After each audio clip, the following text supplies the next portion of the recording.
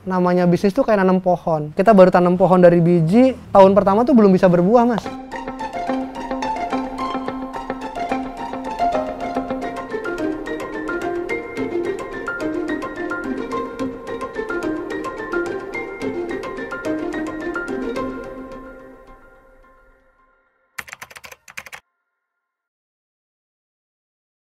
Halo, nama saya Fauji, saya owner dari CV Kameha Indonesia. Awalnya itu kan dulu saya kerja di kandang, terus istri di rumah, nggak ada kegiatan.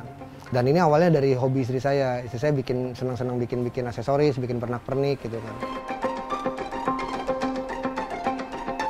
Waktu pulang itu ternyata istri saya udah punya hasil bikin bikin pernak-pernik itu, bikin ikat rambut, bikin bros, bikin bando gitu.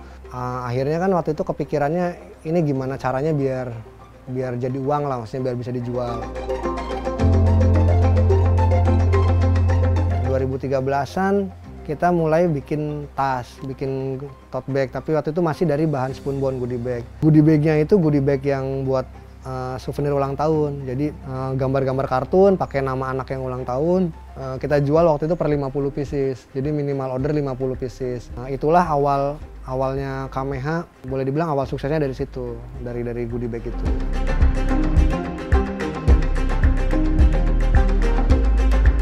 ...2017 itu posisinya Android mulai memasyarakat. Mungkin di satu sisi juga saya senang karena artinya banyak orang yang online, jadi mulai ada pertumbuhan customer lebih tinggi lagi. Cuma juga saya agak sedihnya karena selain pertumbuhan customer, pertumbuhan kompetitor juga jadinya tinggi gitu. Orang-orang tadinya di daerah atau di Jakarta atau di mana yang tadinya dia nggak jualan produk kita, akhirnya ikut jualan produk yang sama seperti kita, dan mulailah terjadi perang harga di 2017 itu.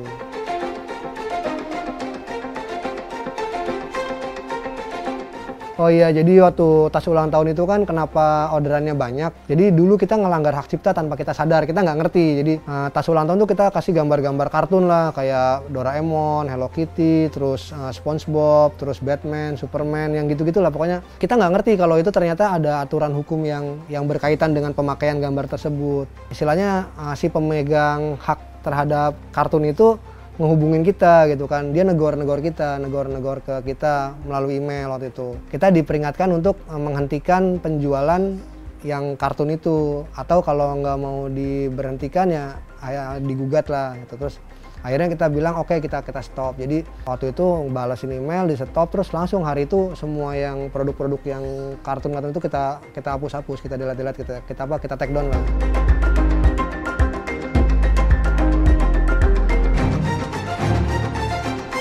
Kalau secara kerugian sih nominal cuma bahan baku yang udah kadung di sablon dan belum dijual lah. Cuma waktu itu nggak kita hitung ya. Tapi kalau jumlah sih ada kali 3.000-an piece. Nah, waktu itu kan kita nggak ada ngitung kerugian kita berapa. Cuma yang waktu itu kita juga sadarnya kan bahwa kalau kita istilahnya malsu atau copyright infringing itu kan juga pertama, kalau di orang Islam kan saya juga baru sadar bahwa ada bahasanya barokah tuh Mas. Itu tuh nggak berkah karena kita memalingan gitu ya. Jadi kita tanpa izin kita pakai jual haknya orang lain itu. Jadi kita udah ngambil haknya orang lain. Di situ yang lebih waktu itu ada di kepala adalah kesadaran seperti itu. Ini kalau kita terus-terusan ngelanggar hak cipta, artinya kita terus-terusan kita nyuri, dan saya nggak mau gitu.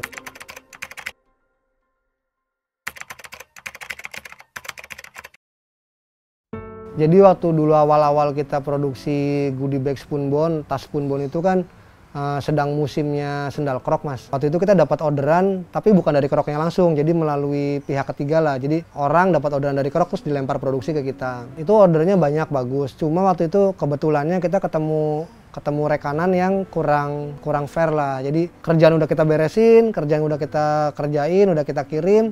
Pas penagihan dia yang nagih, uangnya nggak tembus ke kita gitu.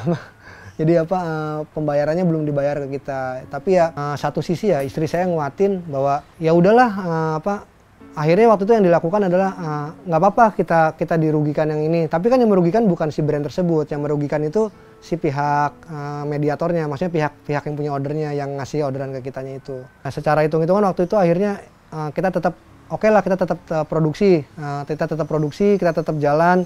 Kejadian ini ya juga diambil pelajarannya bahwa kalau di bisnis kadang-kadang kalau purchase order ya, kalau orderan pesan itu nggak cukup pakai ngomong gitu tuh, nggak cukup pakai perjanjian lisan. Jadi akhirnya ya minimal ada coret-coret perjanjian order, misalkan mau order berapa, harga berapa, pembayarannya berapa. Terus dari situ pelajaran yang kita ambil, kedua, kita mewajibkan DP. Secara teknis kan kalau orang berani nge-DP atau orang mau nge-DP berarti dia memang serius gitu. Tapi kalau orang mau nakal, ya kurang serius, dia biasanya nggak mau DP atau ngasih DP tapi minim gitu. Itu biasanya kurang bagus lah.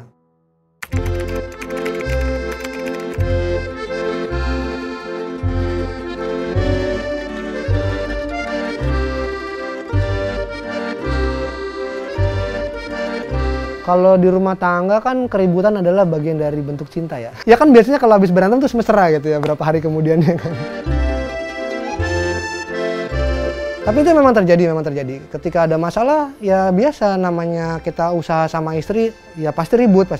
Biasanya kalau ribut gitu ya diem-dieman dulu aja sampai adem. Saya tenang, istri saya tenang, baru nanti kita ngobrol lagi nih kudu gimana gitu. Biasanya tuh suami istri kan begini ya, suaminya pemikirannya di sini, istrinya segini. Jadi istri keseret-seret. Atau kebalikannya, misalkan istrinya yang lebih cerdas, suaminya keseret-seret. Nah, ibaratnya kalau dulu kayak gini, level pemikiran kita. Jadi kemampuan berpikir, kemampuan analisa, terus saya sama istri kita berdua ngobrol bareng lah, maksudnya dia kudu naikin skillnya dia, kudu naikin knowledge-nya dia.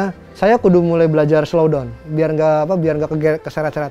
Akhirnya dari awalnya begini sampai akhirnya kita sekarang posisinya boleh dibilang balance lah. Tapi ini juga jadinya dinamis, nggak statis. Kadang-kadang istri saya lebih brilian, lebih cerdas dia. Ya gini aja strateginya ya. Kadang-kadang saya oh iya. Ya sampai hari ini masih belum berhenti buat nyimbangin knowledge.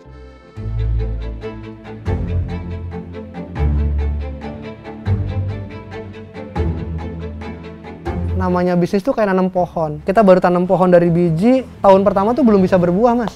Yang penting pohonnya hidup dulu lah. Tahun kedua yang penting pohonnya rindang dulu lah. Tahun ketiga itu pohon baru mulai belajar berbuah. Tapi baru belajar berbuah ya. Jadi si buah itu belum bisa kita optimalin. Jadi belum banyak lah. Cuma ya padu belajar berbuah aja. Dan tahun seterusnya, tahun keempat kelima baru tuh kita bisa mulai menikmati buahnya. Jadi ya secara teknis ya kalau kita tadinya orang kerja atau kita karyawan atau kita mau usaha sendiri ya cobalah bersabar ya minimal 3 tahun pertama. Apapun yang terjadi tetap tekuni usaha itu. Yang kedua, jangan terlalu ceroboh menginvestasikan modal yang dimiliki. Contoh misalkan gini, punya modal 10 juta. Jangan buka bisnis yang 10 juta gitu. Jadi kalau ya kita cobanya 2,5 juta dulu aja. Kenapa dicoba 2,5 juta dulu? Kita belum tahu nih dalam setahun ini prospeknya gimana, si bisnis itu bisa muter apa enggak. Kalau dia bisa muter ya kita tambahin modal lagi 2,5 juta lagi gitu. Tapi kalau nggak bisa muter ya udah di stop, cut. Kalaupun terjadi cut, kita nggak loss 100%. Nah yang ketiga, yang paling penting semua apapun yang terjadi di hidup kita itu kan Allah yang ngatur ya, Tuhan yang ngatur ya. Bedanya ketika kita kerja sama kita bisnis adalah rasa kebergantungan. Jadi ketika kita kerja itu kita bergantungnya ke company, ke perusahaan atau ke owner atau intinya ke perusahaan. Tapi ketika kita berdagang, kita nggak tahu harus bergantung ke siapa selain ke Allah, ke Tuhan itu. Jadi ya ketika kita bisnis paling penting itu di situ. Pokoknya apapun yang terjadi doa. Lagi sepi ya Allah ini saya sepi minta orderan gitu. Nah, lagi rame bahan bakunya susah. Ya Allah ini orderannya ada alhamdulillah. Tapi bahan bakunya susah, minta dimudahin.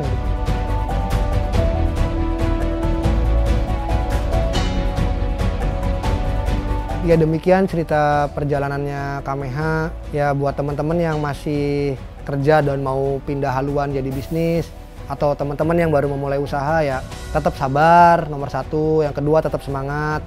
Yang ketiga gantungkanlah harapan kalian sama Gusti Allah. Banyak-banyakin doa. Ya mudah-mudahan kalau kita banyak doa, mental kita lebih tenang, dalam bisnis kita jadi pikirannya lebih tenang, pandangan kita atau sudut pandang kita jadi lebih luas, bisa ngebaca potensi-potensi yang lebih baru.